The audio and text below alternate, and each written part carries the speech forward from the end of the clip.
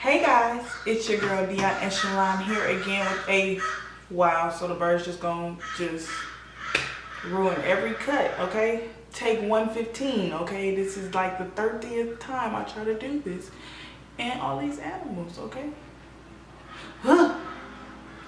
But let's try this again. If another bird. Hey guys, thanks for watching my channel. I hope you guys enjoyed this look. Please remember to like, comment, share, and subscribe. I did a glitter look because today will be the official first day of February, which is Black History Month, and of course we have to represent our ancestors and do well by them. So and with all the stuff that's going on in today's media and politics, it's just good to be a little cultured nowadays. Not a little, a lot, but hey. Remember to explore all of your talents. Your flower has more than one petal. Love you guys. Bye. 2 centuries ago, when the United States was a new nation, conceived in liberty and dedicated to life, liberty, and the pursuit of happiness, the conditions prevailed in the nation, and the assumptions on which its foundations were built were such that they ensured that the United States would come to its maturity under circumstances which mean that for a substantial proportion of citizens, life is nothing more than a living death. Liberty is nothing more than a prison of poverty, and the only happiness we enjoy is laughing to keep from crying.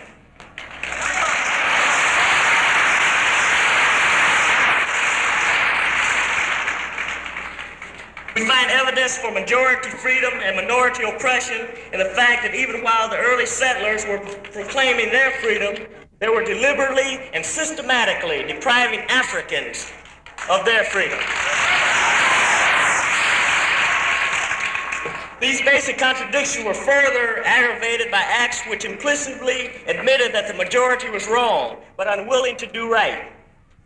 Thus, when the Declaration of Independence was drafted, the Founding Fathers struck all mentions of the slave trades. Thus, when the United States Constitution was drafted, the Founding Fathers considered the slaves as equivalent to 3/5 of the man. Thus, when the slaves were emancipated, the descendants of the Founding Fathers compromised that freedom to gain further territory. These compromises were so basic to the thinking of the forebears that legal attempts to correct the contradiction through constitutional amendments and civil rights laws have produced no change in our conditions, and we're still a people without equal protection and due process of the law.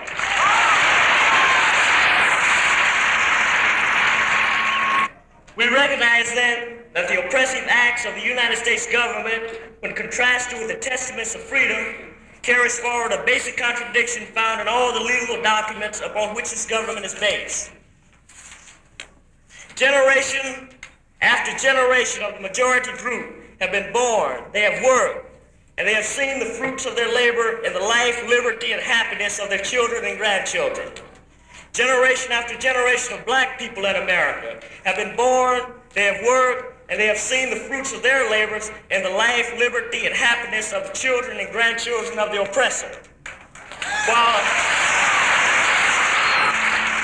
While their own descendants wallow in the mire of poverty and deprivation, holding only to the hope of change in the future. The hope has sustained us for many years and has led us to suffer the administration of a corrupt government. At the dawn of the 20th century, this hope led us to formulate a civil rights movement, in the belief that the government would eventually fulfill its promise to black people. We did not recognize, however, that any attempts to complete the promise of the 18th century revolution in the framework of a 20th century government, economy, and society was doomed to failure. The descendants of that small company of original settlers of this land are not among the common people of today. They have become a small ruling class in control of a worldwide economic system. The Constitution set up by their ancestors to serve the people no longer serves the people, for the people have changed. The people of the 18th century have become the ruling circle of the 20th century, and the people of the 20th century are the descendants of the slaves and the dispossessed of the 18th century.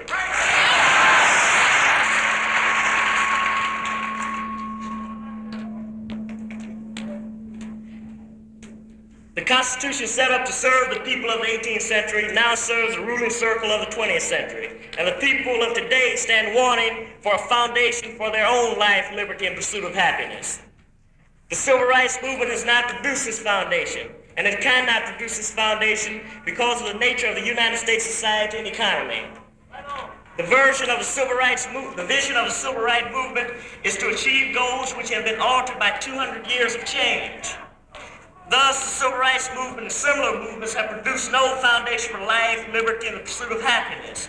They have produced humiliating programs of welfare and unemployment compensation, programs with sufficient form to deceive the people, but with insufficient substance to change the fundamental distribution of power and resources in this country.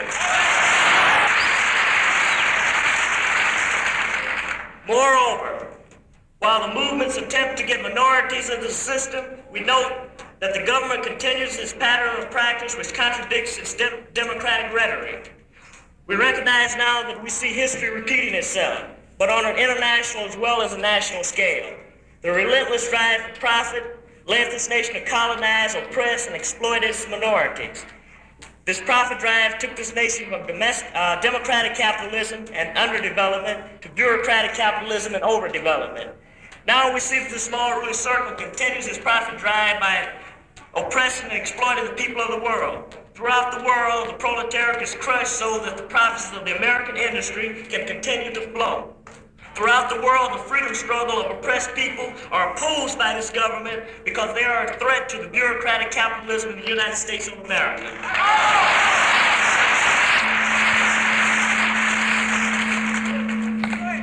We gather here to let it be known at home and abroad that a nation conceived in liberty and dedicated to life, liberty, and the pursuit of happiness has in its maturity become an imperialistic power dedicated to death, oppression, and the pursuit of profits. We will not be deceived by so many of our fellow men. We will not be blinded by small changes in form which lack any change in substance of the imperialist expansion. Our suffering has been too long. Our sacrifices have been too great, and our human dignity is too strong for us to be prudent any longer.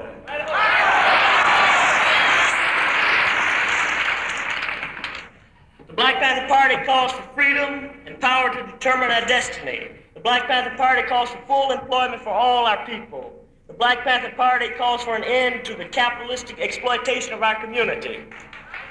The Black Panther Party calls for decent housing for all people. The Black Panther Party calls for an educational system that will tell us the true facts about this decadent society.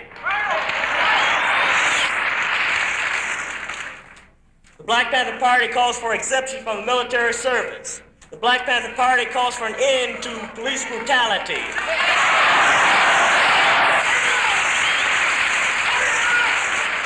The Black Panther Party calls for freedom for all political prisoners and prisoners of war.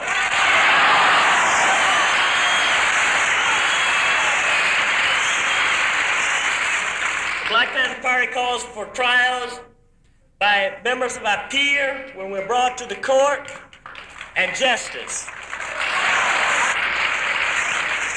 The Black Panther Party calls for a United Nations plebiscite to determine the will of black people as to their national destiny. Black people and oppressed people in general have lost faith in leaders of America, in the government of America, and the very structure of the American government, that is the Constitution, its legal foundation. This loss of faith is based upon the overwhelming evidence that this government will not live according to the Constitution because the Constitution is not designed for its people. For this reason, we assembled a Constitutional Convention to consider rational and positive alternatives. Alternatives which will place their emphasis on the common man. Alternatives which will bring about a new economic system in which the rewards as well as the work will be equally shared by all people, a socialist framework. Alternatives which will guarantee that within the socialist framework, all groups will be adequately represented in decision-making and administration which affect their lives. Alternatives which would guarantee that all men will obtain their full manhood rights, that they will be able to live, be free, and seek out those goals which will give them respect and dignity, while permitting the same privileges for every other man, regardless of his condition or status. The sacredness of man and of the human spirit requires that human dignity and integrity ought to always be respected by every other man. We will settle for nothing less, or at this point in history, anything less is but a living death.